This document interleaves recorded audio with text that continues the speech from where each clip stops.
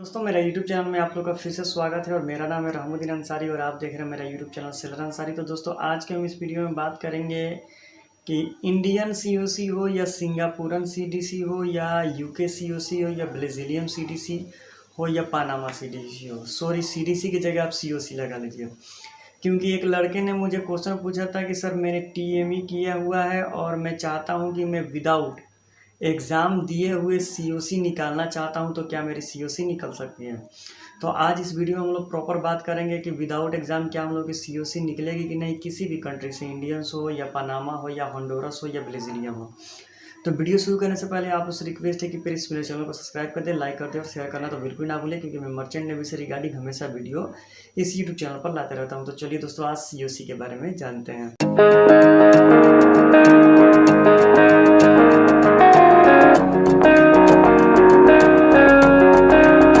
मैंने अपने इंट्रो में बताया था कि मेरे पास एक बहुत ही इंटरेस्टिंग क्वेश्चन आया था कि एक्सपीरियंस बेस पर क्या हम लोग COC निकाल सकते हैं कि नहीं। तो सबसे पहले हम लोग जानेंगे कि COC होता है क्या। COC का पूरा नाम होता है सर्टिफिकेट ऑफ कॉम्पिटेंसी, यानी अगर आपके पास COC होता है तो डेक डिपार्टमेंट में आप एज ए ऑफिसर बन जाते हैं और इंजन डिपार्टमेंट में आप इंजीनियर बन जाते हैं।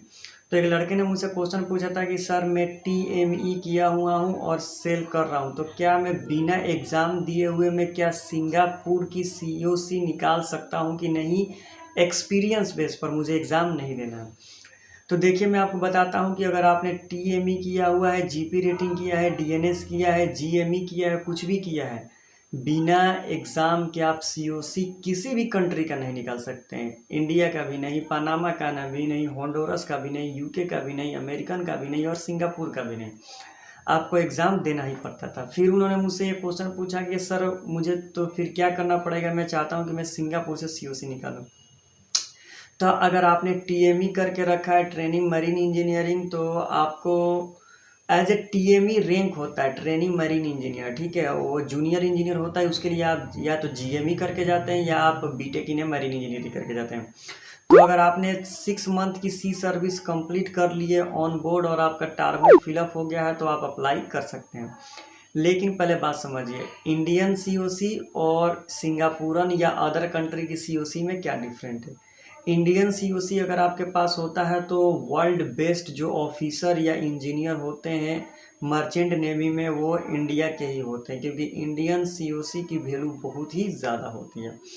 तो अगर आप सिंगापुर की भी वैल्यू है वैसे नहीं है, लेकिन अगर देखा जाए तो वही हो गया, India is better than Singapore, यानी Indian COC is the better than Singapore COC, ठीक है।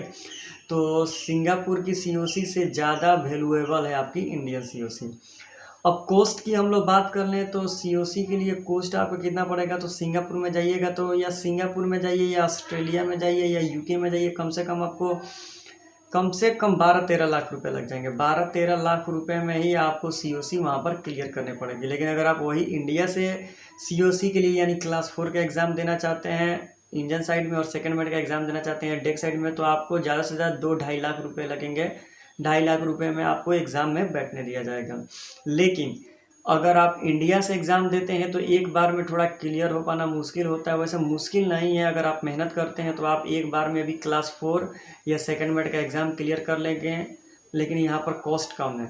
लेकिन अगर वही इंडिया छोड़कर दूसरा कंट्री में आप एग्ज़ाम देने के लिए जाते हैं तो वहाँ पर अगर आप 12-13 लाख रुपए पे करते हैं तो वहाँ पर एक बार में आपकी एग्ज़ाम निकलनी ही निकलनी है। बस यही डिफरेंट है। तो कुछ इंडिया के लिए डिसएडवांटेज है और कुछ एडवांटेज भी है।